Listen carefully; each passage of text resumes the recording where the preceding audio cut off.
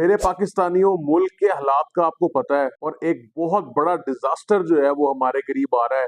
बल्कि मैं तो ये कहूंगा कि आ चुका है और उसका नाम है स्मोक। ये इतनी ज्यादा खतरनाक चीज है कि मैं अपने पेशेंट्स को जब चेक करता हूँ, जब मेरे पास पेशेंट आते हैं और वो मुझे बताते हैं कि हमें एक एक दो दो महीने गुजर गए हैं लेकिन हमारा गला ठीक नहीं हो रहा, हमारी आंखों में जलन हो रही है, किसी को गले में खराश ऐसी आई है कि 3-4 महीने से उसका गले में खराश ही नहीं जा रही। ये सब स्मोक की पहले पहले या आप ये कह लें कि शुरू के इफेक्ट्स हैं। आपको अंदाजा ही नहीं है कि ये स्मोक जो है वो आपके जिस्म के साथ क्या कर रही है। अगर मैं आपको एक हिंट दूं कि अगर आप 8 से 10 घंटे इस स्मोक के अंदर बाहर रहते हैं और थोड़ी नॉर्मल सी फिजिकल एक्टिविटी करते हैं तो जितनी स्मोक आप अपने जिस्म के अंदर लेके जाते हैं ये इतनी ही नुकसानदेह है कि अगर आप एक दिन में 11 सिगरेट पी, आप सोच लें कि आपके जिस्म के साथ ये क्या तबाही कर रही है, आपके जिस्म के अज़ा के साथ ये क्या कर रही है। लोग ये समझते हैं कि स्मोक गला खराब कर देती है,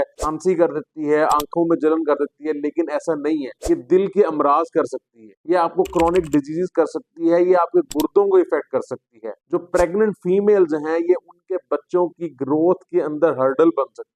ये आपकी स्लीप क्वालिटी को डिस्टर्ब कर सकती है, ये आपके लंग्स को हमेशा के लिए, जो फेफड़े होते हैं आपके, उनको हमेशा के लिए स्कार कर सकती है। ये इतनी खतरनाक है। लेकिन सद अफसोस कि हमारे मुल्क में किसी को भी इस बात से कोई भी लगाव नहीं है कि इस पूरे हमारे खित्ते के अंदर क्या हो रहा है। और स्मोक जो है, अगर मैं आपको सादा से लफ्जों में समझाऊं कि जब मुख्तलिफ किस्म के धुएं मिलके जो फोग होती है, जो नॉर्मल फोग आती है विंटर्स के अंदर, सर्दियों के अंदर वो मिलती है तो इसे हम स्मोक कहते हैं। अब ये धुएं कौन से हैं?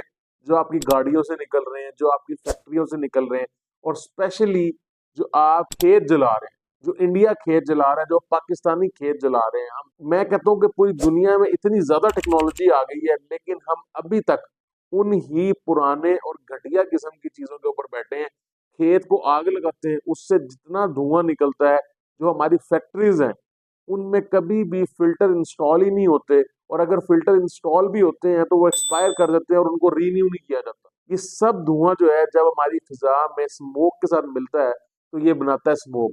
और ये इतनी ज्यादा खतरनाक चीज है कि मैं जितना भी स्ट्रेस दे के इस पे बात कर लूं, जितने इसके खतरनाक नतीजे मैं आपको बता दूं उतने ही कम है। अगर मैं आपको ये कहूं कि पूरी दुनिया के अंदर 4 से 5 लाख लोग जो हैं वो सिर्फ एयर पोल्यूशन की वजह से उनकी डेथ हो जाती है, और पाकिस्तान का ये इलाका जहां हम बैठे हैं वो इस वक्त दुनिया का सबसे पोल्यूटेड इलाका है। ये डेथ्स मैं आपको उन इलाकों की बता रहा हूँ जहां पर यहाँ से बहुत कम एयर पोल्यूशन है। आप सोचें कि कुछ सालों के अंदर हमारा क्या हाल होने वाला है, स्पेशली हमारे बच्चों का क्या हाल होने वाला है। आपने नोट नहीं किया कि हमारे गले अब ठीक ही नहीं हो रहे, हमेशा गले में खराश रहती है, हमेशा आंखों के अंदर जो है वो चुभन सी रहती है, जलन सी रहती है। ये सब स्मोक का जो है वो आपको कह लूं, मैं कह लूं कि गिफ्ट है ये। लेकिन क्या करें कि हमारी हुकूमत की इस तरफ तवज्जो ही नहीं है। आज मैं आपको ये जब सब चीजें बता रहा हूँ, इसके साथ साथ मैंने सोचा है कि आपको मैं कुछ एडवाइसेस दूं ताकि आपको पता चल सके कि स्मोक से बचना कैसे है, और अगर आपको इसके इफेक्ट्स आ रहे हैं तो आपने क्या करना है। सबसे पहले जो इम्पोर्टेंट चीज है वो तो ये है कि आपने जो आप नॉर्मल मास्क जो डॉक्टर भी यूज करते हैं, सर्जिकल मास्क जिसे कहते हैं, वो बिल्कुल यूज नहीं करना। मोस्टली लोगों को मैंने देखा है 90% ज्यादा लोग वो वाला मास्क यूज करते हैं, हालांकि वो डिस्पोजेबल मास्क है और उसकी लाइफ ही 7-8 घंटे 6-7 घंटे होती है। उसके बाद वो खुद टूट के उसके रेशे अंदर जाना शुरू हो जाते हैं और वो ज्यादा आपका गला खराब करते हैं। आपने अगर मास्क यूज करना है तो आप कॉटन का मास्क बनवाएं, या फिर N95 जो मास्क आता है वो सबसे बेस्ट है, लेकिन उसको आप बहुत ज्यादा वियर नहीं कर सकते। तो मैं आपको रिकमेंड करूंगा कि जब भी आप बाहर निकले तो ही आप वो मास्क पहने, वरना ना पहने। और मास्क का भी जो है ना वो यूज तब करें जब आप बाहर निकले। दूसरा आपने क्या करना है कि जो डॉन और डस्क यानी सुबह सवेरे का टाइम है और शाम का टाइम है उसमें कम से कम बाहर निकलना है।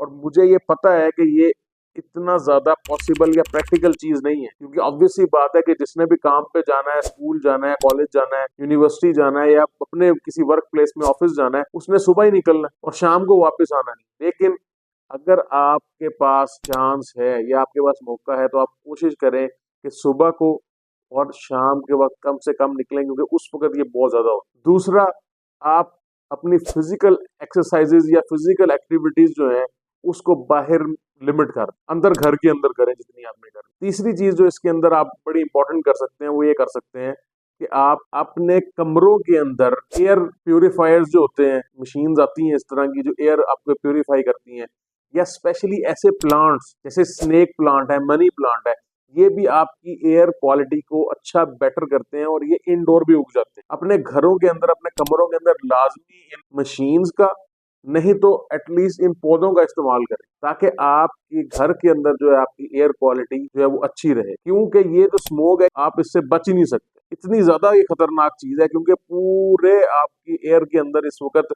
इतने ज्यादा पोल्यूटेंट्स हैं कि आपका जिगर, आपका गुर्दे, आपके फेफड़े, आपकी आंखें, आपका गला, आपके सांस की नाली, ये सब जो है वो एट स्टेक है। तो काइंडली इस वीडियो को ज्यादा से ज्यादा शेयर करें और अपने प्यारों को इसके इफेक्ट से बचाएं।